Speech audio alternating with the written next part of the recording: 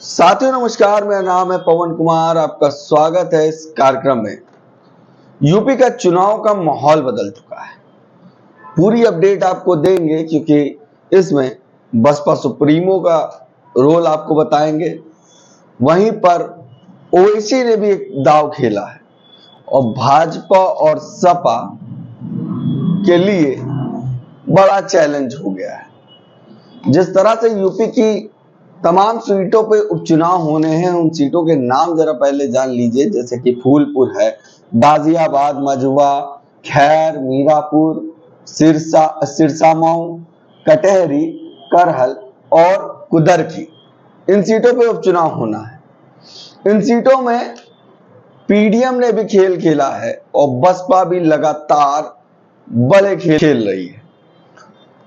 उन सभी चीजों की अपडेट जानने के लिए चैनल को लाइक शेयर सब्सक्राइब कर लीजिए अगर आप जुड़ चुके हैं और अगर आप हमारे वीडियो को देख रहे हैं। कारण ये है कि हम आपको सारी अपडेट दें और आप हमें समर्थन करें इस तरीके से कि चैनल को सब्सक्राइब करके, तो हमारा भी हौसला बढ़ता है। यूपी में उपचुनाव हो रहे हैं, तमाम सीटों पे प्रत्याशी आ चुके हैं। वहीं पर पीडीएम जो बनाया गया था, पिछड़ा दलित मुस्लिम, वो ओवैसी का था और एक प्रगतिशील मानव समाज पार्टी और पल्लवी उसमें इन्वॉल्व थी। वहां पर पीडीएम ने भी 3 प्रत्याशी घोषित कर दिए हैं, जो कि कुदरकी, मीरापुर और मझुआ पर। कुदरकी और मीरापुर पर एआईएमआईएम ने प्रत्याशी उतारे। एक में मोहम्मद वासिर और दूसरे में अरशद राणा। और वहीं पर प्रगतिशील मानव समाज पार्टी से स्वयंवर पाल मझुआ से चुनाव लड़ते दिख रहे हैं। इन सीटों पर जो सीटें खाली हुई, वहां पर सपा और भाजपा मजबूत लड़ी थी और लोकसभा में सांसद बनाई। उसके बाद अब बड़ा फेरबदल हो गया क्योंकि जब ये सीटें खाली हुई तो ओवैसी ने यहाँ पर प्रत्याशी उतारे हैं। ओवैसी ने प्रत्याशी जो 2 उतारे हैं वो है कुदरकी और मीरापुर। ये पहली लिस्ट है पीडीएम का, तो ये एक अपडेट है। उसके बाद अब बसपा की बता दें, बसपा भी चुनाव को बेहतर लड़ते दिख रही है। जैसा कि मैं अभी बीते दिनों में कटहरी गया, तो कटहरी में भी जो ओबीसी है, ओबीसी में खास करके यादव समाज, वो सवाल कर रहा है समाजवादी पार्टी पर कि पीडीएम में परिवारवाद को छोड़कर ये कौन यादव को समाजवादी पार्टी ने प्रमोट किया? क्या समाजवादी पार्टी ने हम जैसे यादवों को भी मौका दिया? ये बात उन्होंने कही। वहीं पर सबसे बड़ी बात जो निकल के आई है कि अभी आज कटहरी के जो प्रत्याशी हैं अमित वर्मा, उन्होंने नामांकन दाखिल कर दिया है और वो वीडियो क्लिप भी आपको दिखाएंगे। मगर कल एक मंडल स्तरीय बैठक की गई अंबेडकर नगर में, जो कि कटहरी बाजार में हुई, जिसका नेतृत्व चंदन पटेल जी कर रहे थे। उन्होंने बसपा का दामन थामा। तमाम लोग उसमें जुड़े थे। उसमें कुछ नाम हम बता दें। पूर्व प्रधान सभाजीत वर्मा, वहीं पर पूर्व प्रधान रामचरण गौतम, केदारनाथ वर्मा, अमित वर्मा, शेर बहादुर यादव, प्रिंस वर्मा, बालक राम वर्मा, अखिलेश यादव, राम आशीष वर्मा, दिलीप कुमार और राम बली वर्मा, रामकरण, विनोद कुमार देवी प्रसाद, राम तिलक, मनोज कुमार जैसे लोग जुड़े। वहीं पर एक आज विश्वनाथ पाल जो बसपा के प्रदेश अध्यक्ष हैं उत्तर प्रदेश के, उन्होंने एक ट्वीट भी किया। उसमें लिखा, आदरणीय बहन कुमारी मायावती जी के निर्देशानुसार जनपद अंबेडकर नगर आगामी कटहरी विधानसभा में होने वाले विधानसभा उपचुनाव के लिए बहुजन समाज पार्टी के प्रत्याशी अमित वर्मा जितेंद्र कलेक्ट्रेट पहुंचकर अपना नामांकन पत्र दाखिल किया। ये बात उन्होंने एक्स पर पोस्ट करते हुए लिखी और उन्होंने कहा कि अमित वर्मा ने अपना नामांकन दाखिल कर दिया है। और आपको बता दें कि अमित वर्मा चुनाव को बेहतर लड़ते दिख रहे हैं। कारण साफ साफ है कि जो ओबीसी वोट है वो कहीं ना कहीं नाराज है, क्योंकि वर्मा में भी परिवारवाद और समाजवादी पार्टी में भी परिवारवाद साफ साफ दिखा रहा है ये चुनाव कि सिर्फ परिवारवाद चल रहा है, ना ही चुनाव को बेहतर लड़ा जा रहा है।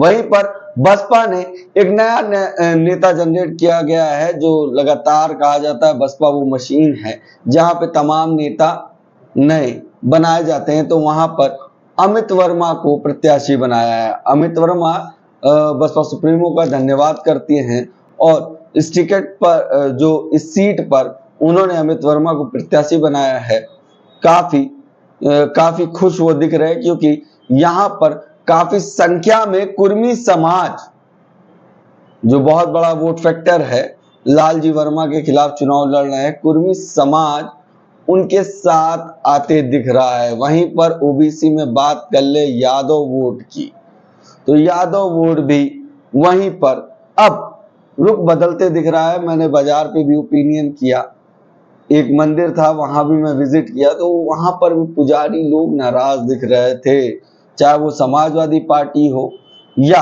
भारतीय जनता पार्टी हो, इन दोनों से नाराजगी साफ साफ दिख रही थी। और सबसे बड़ी एक बात है कि जो मुस्लिम वोट है वो बसपा की तरफ इसलिए बढ़ सकता है क्योंकि समाजवादी पार्टी लगातार परिवारवाद की बात कर रहा है और पीडीए में मुस्लिम समाज के साथ खड़ा नहीं दिख रहा। ये बात लोगों में चर्चा बन चुकी है और कांग्रेस का चुनाव ना लड़ना कहीं ना कहीं बसपा की तरफ सॉफ्ट कॉर्नर जा सकता है, ये देखा जा रहा है। इन चुनावों में काफी कुछ बदल सकता है क्योंकि ओवैसी भी इस चुनाव में अपनी लिस्ट जारी कर चुके हैं पहली, और पहली लिस्ट में 2 मुस्लिम प्रत्याशी उतारे हैं, वो भी उन 2 सीटों पर जहां पर कुदरकी और मीरापुर, जहां पर काफी संख्या में वोट AIMIM को मिलता है। तो ये साफ साफ दर्शा रहा है कि कहीं ना कहीं मुस्लिम समाज का जो वोट है वो बड़ा रोल प्ले करेगा, क्योंकि इधर ओवैसी लड़ रहे हैं, उधर बसपा सुप्रीमो लड़ रही हैं। और मुद्दों की बात करें, लगातार बसपा सुप्रीमो चाहे मस्जिद से लेकर तमाम मुद्दे हों जो लगातार मुस्लिम समाज का अपमान हो रहा है या उनके साथ अन्याय हो रहे हैं, उस पर सरकार और प्रशासन पर दोनों पे सवाल खड़े कर रहे हैं, उनको न्याय दिलाने की गुहार लगा रहे हैं। वहीं चुनाव बदलता दिख रहा है और क्या कुछ हुआ आज कुदरकी में, ये आपको वीडियो के माध्यम से हम आपको दिखाते हैं। आराम से अध्यक्ष जी थोड़ा सा अध्यक्ष जी आराम से। अरे यही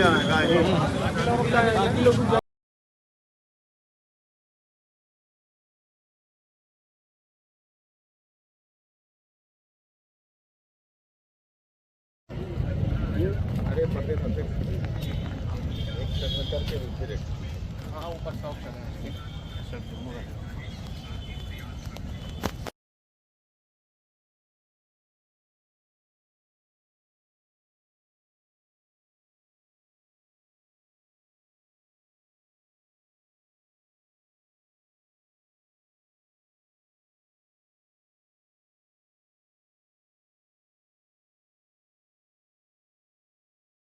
चुनाव में आ रही है, पहली बार क्या लगता है आपको कहाँ पे है? ये गलत प्रचार किया जाता है। बहुजन समाज पार्टी पहली बार नहीं लड़ रही है। जब माननीय राजनाथ सिंह जी मुख्यमंत्री थे तो हैदरगढ़ लड़े थे, हम गौरीगंज लड़े थे, डुमरियागंज लड़े थे, अभी कुछ जल्दी ही आजमगढ़ भी लड़े थे, फूलपुर लड़े थे, वहाँ इलाहाबाद पश्चिमी लड़े थे, हमेशा लड़ते थे। कभी कभार क्या होता था कि आगे आने वाला चुनाव अगर आम चुनाव नज़दीक रहता था तो हम लोग अपनी एनर्जी उपचुनाव न लगा के पूरी एनर्जी अपनी लगाते थे आम चुनाव में। इस चुनाव में अगर देखा जाए तो जो सारी सीटें चुनाव है, कहाँ पाते हैं आप अपने आप? बहुजन समाज पार्टी जब से सीटें खाली हुई हैं तब से लगातार बड़ी मजबूती से बूथ पर जाकर के अपनी तैयारी कर रही है और बहुत मजबूती से हम लोग चुनाव लड़ेंगे और जीतेंगे। कटेरी का क्या परिणाम आपको नजर आता है? कटेरी तो निश्चित है, क्योंकि यहाँ हम लोग बहुत भारी मतों से जीतेंगे, क्योंकि कटेरी परंपरागत हमारी सीट है। यहाँ पर आज तक लगातार रामदेव पटेल जी रहे हैं, माननीय धर्मराज निषाद जी रहे हैं और लालजी वर्मा भी बीएसपी जीते हैं। यहाँ दूसरा कोई जो है, एक बार खाली सपा जीती थी जब माझी जीते थे, और एक बार लालजी वर्मा जी।